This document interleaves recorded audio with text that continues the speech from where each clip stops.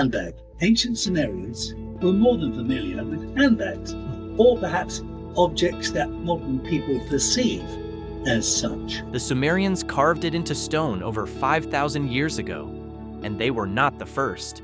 A rigid container with a curved handle, identical to a modern handbag, gripped by beings who are not supposed to exist. Winged, eagle-headed, fish-bodied, always holding the same object.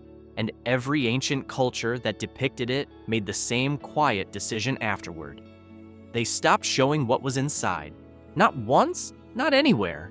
Across 12,000 years of carvings, across 3 continents, the bag stays closed because what was inside it was never meant to be seen.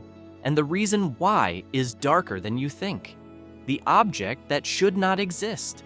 Mainstream archaeology has spent a century explaining this away. A bucket, a pouch, a ritual container. Nothing to look at here. Move along. But the pattern does not hold. The object appears in places that should share nothing with each other. It is carried by figures that multiple ancient cultures describe in almost identical terms. And the deeper you follow the trail, the more it starts to look like someone, at some point, decided the truth about this object was too dangerous to pass down. This is the mystery of the handbag of the gods, and what was inside it was never meant to be seen. In the ancient ruins of what was once the cradle of civilization, carved into stone tablets that have survived for thousands of years, there is an image archaeologists cannot fully explain. Towering figures dominate the scenes. Some have wings. Some have the features of eagles. Some have the bodies of fish. They wear elaborate headdresses. They perform what appear to be sacred rituals, and in their hands, gripped with unmistakable purpose, they carry something that looks shockingly familiar. It looks like a handbag, not a rough pouch, not a simple sack. A structured, rigid container with a curved handle, identical in proportion to something you might see on a modern city street. The same object appears again and again across Mesopotamian art, held by beings ancient texts describe as the teachers of humanity. The ones who gave us writing, mathematics, agriculture, law. For decades, mainstream archaeology has offered a clean explanation. It is a bucket. But the same object shows up across thousands of miles and thousands of years. In Turkey, at a site so old it predates the supposed invention of civilization by 7,000 years. In Mexico, carved by cultures with no known contact with the ancient Middle East. In Maori myths, in ancient Egyptian symbolism, in traditions scattered across the globe, the same object, the same shape, the same association with divine beings who brought knowledge to humanity. Either this is the most remarkable coincidence in the history of archaeology, or something else is going on. The teachers of humanity.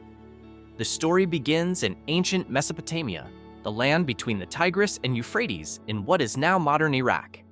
This is where human civilization is said to have begun. The first cities, the first writing, the foundation of human progress emerged from this region roughly 6,000 years ago. The Sumerians built the first of these civilizations. They left behind thousands of clay tablets in cuneiform script documenting their laws, their commerce, their literature, and their beliefs. Buried inside those beliefs is a class of beings almost nobody outside of Assyriology has ever heard of: the Apkallu. The Apkallu were not ordinary humans, they were sages, semi-divine figures who served as intermediaries between the gods and mankind. Ancient texts describe them as the ones who brought civilization to humanity after a great flood had destroyed the previous world. They taught humans how to build cities, how to cultivate crops, how to write and calculate. They were the founders of everything we call civilization. In Mesopotamian art, the Apkallu appear in several forms. Some are winged men in elaborate robes, others have the heads of eagles, and some are depicted as fishermen. That last form connects to one of the strangest figures in all of ancient mythology, Oannes. According to the Babylonian priest Berossus, writing in the 3rd century BCE, but drawing on much older sources, Oannes emerged from the Persian Gulf in ancient times.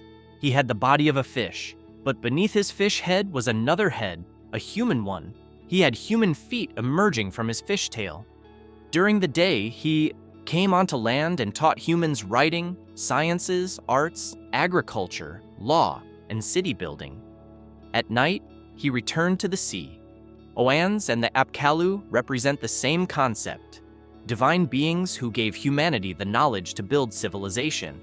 They appear throughout Mesopotamian art for thousands of years, and almost always they are carrying the handbag. Before you keep watching, before we go deeper, if this investigation is pulling you in, take a second to subscribe and hit the bell. It genuinely helps us keep digging into these forgotten corners of history. And drop a comment right now with your best guess about what was inside that bag, because what comes next is going to make your first guess feel a lot less certain. The problem with the bucket theory, they're carrying these things that people call handbags, but in reality, they're not handbags in this instance, they're buckets. The official explanation has a name, the bandudu, a ritual bucket used in purification ceremonies. The Apkallu are often depicted holding a cone-shaped object in their other hand, which archaeologists interpret as a ritual applicator used to sprinkle water or oil during sacred rites. The bucket held the liquid, the cone applied it, a tool for fertility or purification, nothing more. And on paper, it holds together. Ritual purification was central to Mesopotamian religion. The bucket and cone imagery does appear in contexts that suggest religious ceremony. If you want the simplest explanation, the bandudu is it, but three problems refuse to go away. First, the figures carrying these objects are not ordinary priests. They are the Apkallu, the beings credited with founding civilization itself. They are depicted alongside the Tree of Life, one of the most sacred symbols in Mesopotamian cosmology. They appear in the throne rooms of kings, in the most important religious spaces. Would the beings who gave humanity writing, mathematics, and law really be remembered for carrying water buckets? Would the symbol most connected to the founders of civilization be nothing more than a janitor's tool? Second, the object itself does not look like a bucket. Buckets in ancient art typically have wider mouths or visible contents. The Mesopotamian handbag has a rigid, structured appearance, a curved handle designed for carrying, not pouring. The proportions are wrong for a bucket, but perfect for a container meant to hold something precious, portable, something you would never want to spill. And third, most damaging of all, the same symbol appears in places where Mesopotamian ritual practices could not possibly have influenced the artwork. This is where the mystery stops being a quirk of Mesopotamian religion and becomes something much stranger. The site that rewrote the timeline. In southeastern Turkey, on a dry hilltop locals had ignored for centuries, archaeologists uncovered the most disruptive find of the last 100 years. Göbekli Tepe, massive stone pillars arranged in circles, decorated with elaborate carvings of animals, symbols, and human figures. A complex ceremonial site built with planning and purpose, and it is more than 12,000 years old. Read that again. 12,000 years. This date breaks everything. Göbekli Tepe predates the supposed invention of agriculture by at least 1,000 years. It predates pottery. It predates permanent settlements. It predates everything we thought was necessary for humans to build monumental architecture. According to the standard timeline, the people who built it should have been primitive hunter-gatherers, small bands, stone tools, barely surviving the end of the Ice Age. They should not have had the organization or technical knowledge to construct massive stone monuments decorated with sophisticated artwork. And yet there it is, impossible according to everything we thought we knew. And here is where it gets stranger. Among the carvings of Göbekli Tepe on those massive stone pillars is the handbag symbol. The same structured container, the same curved handle, the same proportions. This is not a bucket for Mesopotamian purification rituals. Göbekli Tepe was built at least 7,000 years before Sumerian civilization existed. Whatever this symbol meant to the people who carved it into those pillars, it had nothing to do with the bandudu, nothing to do with Mesopotamian religion at all. So, what was it? And why, 7,000 years later, Did the Sumerians carve the exact same object into the hands of their sacred teachers as if it had always been part of the story? The same symbol on the other side of the world. The mystery gets worse when you leave the Middle East entirely. In Mexico, at the ancient Olmec site of La Venta, there is a stone monument known as Stela 19, carved roughly 3,000 years ago. It depicts a figure scholars have nicknamed the Ambassador. He wears elaborate ceremonial dress and appears to be interacting with a feathered serpent, one of the most important symbols in all of Mesoamerican religion. And in his hand, he carries what appears to be the exact same handbag. The Olmec had no contact with ancient Mesopotamia, none. They developed on the opposite side of the world, separated by an ocean no one was supposed to cross until thousands of years later. Their writing system, their calendar, their religious beliefs, all developed independently from Middle Eastern civilization. And yet there it is, the same shape, the same rigid structure, the same curved handle. The Toltec civilization, which came later, depicted similar objects as well. Figures at the ancient city of Tula carry handbag-like containers in poses that echo the Mesopotamian apkallu almost perfectly. The conventional explanation would be coincidence, but that explanation collapses the moment you look at the specific context where the handbag appears. It is never associated with ordinary carrying. It is never shown being used for everyday tasks. It is always in the hands of divine beings, always linked to the origins of knowledge, always tied to the moment civilization itself began. In Maori tradition from New Zealand, there is a myth about 3 baskets of knowledge. The god Tain ascended to the highest heaven and obtained 3 key, or baskets, containing different types of wisdom, divine beings, baskets, knowledge that founded civilization. The parallels are almost impossible to ignore. In ancient Egypt, the Ankh symbol, representing life and divine power, has been compared by some researchers to the handbag shape. The gods are frequently depicted holding the Ankh by its loop in a pose almost identical to how the apkallu hold their handbags. What we are looking at, across multiple continents and multiple millennia, is a pattern. Divine beings associated with the origins of civilization and knowledge, carrying a distinctive container. Random coincidence should produce random variation. Different cultures should associate their knowledge bringers with different objects. Instead, we get the same basic symbol repeated across cultures that supposedly had no contact with each other. Either multiple civilizations independently invented the same specific symbol for the same specific concept, or there is a connection mainstream archaeology has refused to see. Which leads to the question researchers have been circling for decades. What was inside the bag? The 4 theories. The most conservative theory is that the handbag represented a seed bank. After the catastrophic end of the last ice age, survivors of the cataclysm would have needed to restart agriculture in a devastated landscape. A portable container holding preserved seeds and agricultural knowledge would have been priceless, the single most valuable possession a survivor could carry. This fits the timeline exactly. Göbekli Tepe was built right at the end of the Ice Age, during the period when agriculture was supposedly first emerging. The apkallu were credited with teaching humanity farming techniques. If the handbag held the seeds and knowledge needed to restart civilization after a global catastrophe, its sacred status makes perfect sense. But some researchers believe it held something more advanced than seeds. The second theory proposes the object was a portable power source. This comes from a question mainstream archaeology has never really answered. How did ancient peoples build what they built with the technology they supposedly had? The massive stones at Göbekli Tepe, the surgical precision of Mesopotamian architecture.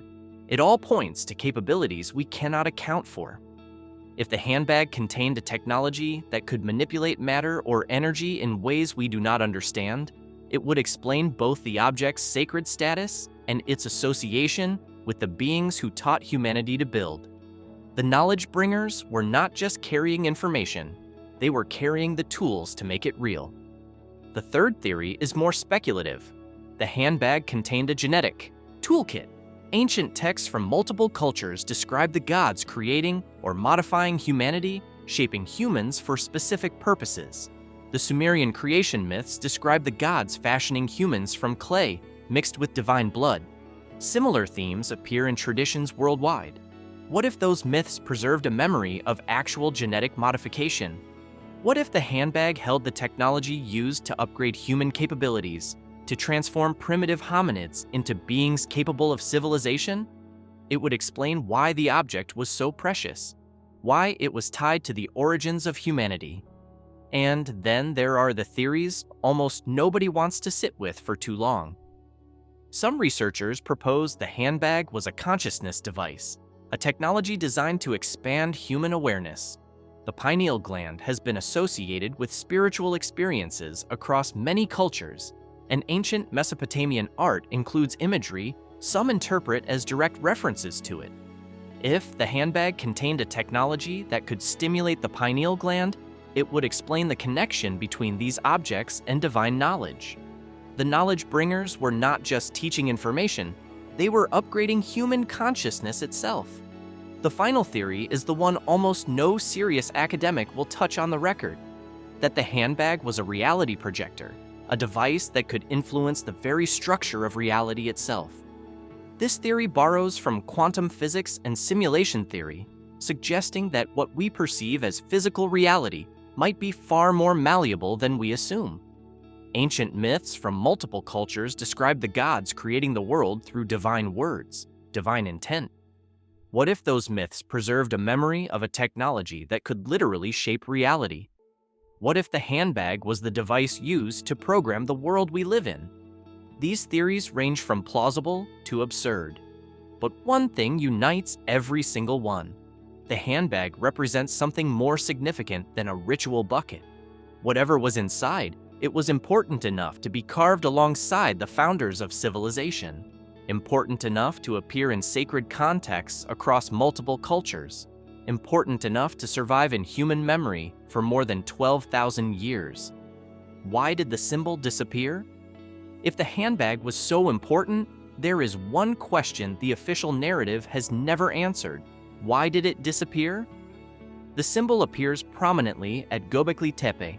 It appears throughout Mesopotamian civilization for thousands of years. It appears in Mesoamerican art. And then, gradually, it fades. Later civilizations do not depict the handbag with anywhere near the same frequency. The symbol that was once central to depictions of divine knowledge bringers becomes rare, then absent.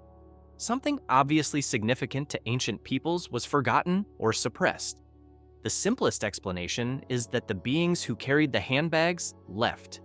If the Apkallu and their equivalents in other cultures were real, whether divine, extraterrestrial, or survivors of a lost civilization, they might have completed their mission and departed. The symbol lingered in cultural memory, then faded as the beings themselves became distant myths.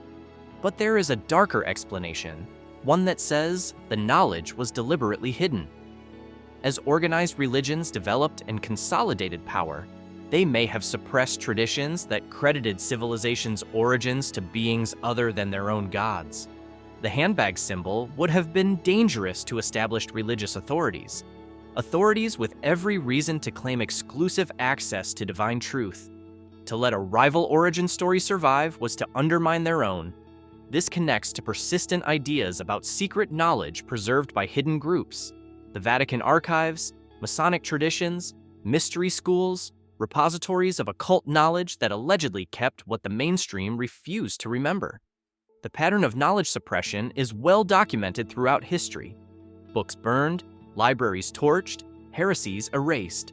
Some go further, suggesting the handbag's true nature was recovered in modern times and is being quietly kept out of the public record by military and intelligence agencies. But to understand the biggest picture, you have to step back much further. The lost civilization hypothesis. What if the beings depicted carrying the handbags were not aliens?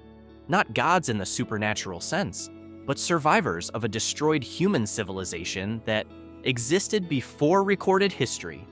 This idea has gained real traction in the last 20 years. not because of internet theorists, but because of mounting evidence that the standard timeline of human civilization is incomplete. Göbekli Tepe proved that complex monument building existed thousands of years earlier than anyone thought possible.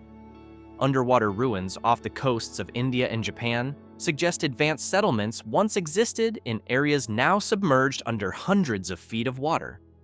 Climate science has confirmed the end of the Ice Age involved catastrophic events on a planetary scale: massive flooding, rapid temperature changes, environmental devastation. What if a civilization existed before those catastrophes? What if it achieved technological capabilities we do not fully understand? And what if, when their world was destroyed, survivors scattered across the globe, carrying the knowledge needed to rebuild? In this theory, the handbag becomes the relic of that forgotten mother civilization. It held whatever technology the survivors managed to preserve. They carried it to different regions. They taught local populations the arts of civilization. And they were remembered in every culture they touched as divine beings. Beings who emerged from the sea, descended from the sky, survived the Great Flood. This one theory would explain why the same symbol appears across cultures that supposedly had no contact.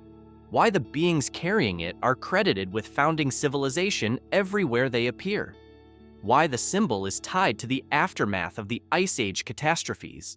And why the knowledge eventually faded. The original survivors died. Their technology failed or was lost. Only the image remained, carved into stone, repeated by people who had forgotten what it actually was.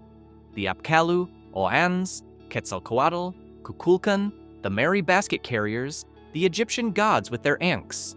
They might all be memories of the same group, the survivors of a pre-cataclysm civilization who seeded the restart of human culture. Mainstream archaeology does not accept this theory. Accepting it would mean acknowledging that human civilization is far older and far more cyclical than the standard model allows. That evidence of this earlier civilization has either been destroyed or is still hidden, and that the myths our ancestors told about divine knowledge bringers were more literal than metaphorical. But the anomalies keep piling up. Göbekli Tepe should not exist. It does. Ancient texts describe technologies that should not have been possible. The descriptions are specific, consistent, repeated across cultures. The handbag symbol appears across civilizations that should have developed independently. And there it is. At some point, the weight of anomalies becomes too heavy for the standard model to support. The warning we didn't listen to. And this brings us to the final, most unsettling piece of the mystery. If the handbag represented advanced technology from a previous civilization, and that civilization was destroyed by catastrophe, a disturbing question emerges. Was the technology in the handbag connected to the catastrophe itself? Ancient myths from multiple cultures describe the destruction of previous worlds through flood, through fire, through divine judgment. Scholars typically read these stories as primitive attempts to explain natural disasters.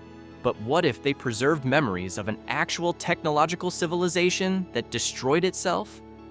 The Younger Dryas impact hypothesis, supported by growing geological evidence, proposes that Earth was struck by fragments of a comet approximately 12,000 years ago. The impacts would have triggered massive fires, floods, and climate disruption on a planetary scale. The dating aligns almost perfectly with the end of the Ice Age, and with the period when Göbekli Tepe was built and then mysteriously, deliberately buried. But what if those impacts were not purely natural? What if a previous civilization's technology contributed to the disaster? What if the handbag holds knowledge capable of destroying worlds as easily as building them? This casts the entire mystery in a different light. The beings who carried the handbag were not just bringing gifts. They were carrying warnings. The technology that helped restart civilization may have been the same technology that destroyed the one before. The handbag was both a blessing and a curse, a tool and a tombstone. The disappearance of the handbag symbol might not have been forgetting. It might not have been suppression. It might have been deliberate concealment, hiding dangerous knowledge until humanity was ready to handle it, if we ever would be.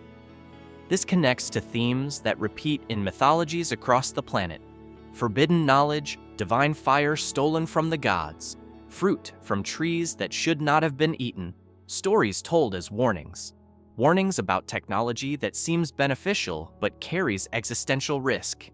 And here we are, 12,000 years later, building technologies that could benefit humanity immensely or end us entirely. Artificial intelligence, genetic engineering, nuclear weapons, climate manipulation, capabilities previous generations could not have imagined, with consequences we cannot fully predict. The handbag of the gods might be more relevant right now than at any point since it was first carved into the stone at Göbekli Tepe. What was inside it? We may never know for certain. The objects themselves, if they ever existed as physical artifacts, have been lost for millennia. All we have left are the images, the myths, the stubborn, persistent memory of beings who carried something precious, something powerful, something that helped build the world we live in. But the question is not academic. If the handbag represented technology from a previous civilization that destroyed itself, we are repeating patterns that have ended badly before. If it held knowledge that can build worlds or end them, we need to understand what we are dealing with before we rebuild it. The symbol appears at Göbekli Tepe, built 12,000 years ago and then deliberately buried. It appears in Mesopotamia in the hands of beings who emerged after a great flood to restart civilization. It appears in Mexico, carried by figures connected to feathered serpents and divine knowledge. Always the same shape, always held by beings who changed everything. The mainstream explanation says it was a bucket for ritual water, but the pattern says it was something more. Something that helped build our world, and possibly something that destroyed the world before. The mystery is not solved. The symbol is not explained. The questions it raises about human origins, lost civilizations, and dangerous knowledge remain wide open. What was inside the handbag of the gods? After 12,000 years, we are still trying to figure it out, and given what the answer might mean for our future, we may not have as much time as we think. So tell me, after everything you just heard, what do you think was inside that bag? A seed vault that let humanity start over? A weapon that ended the world before us? A piece of technology we lost and are about to rediscover? Or a warning we were never meant to decode? Drop your theory in the comments, because the strangest part of this story might be the simplest one. The answer is already staring at us from the stone. We just forgot how to read it.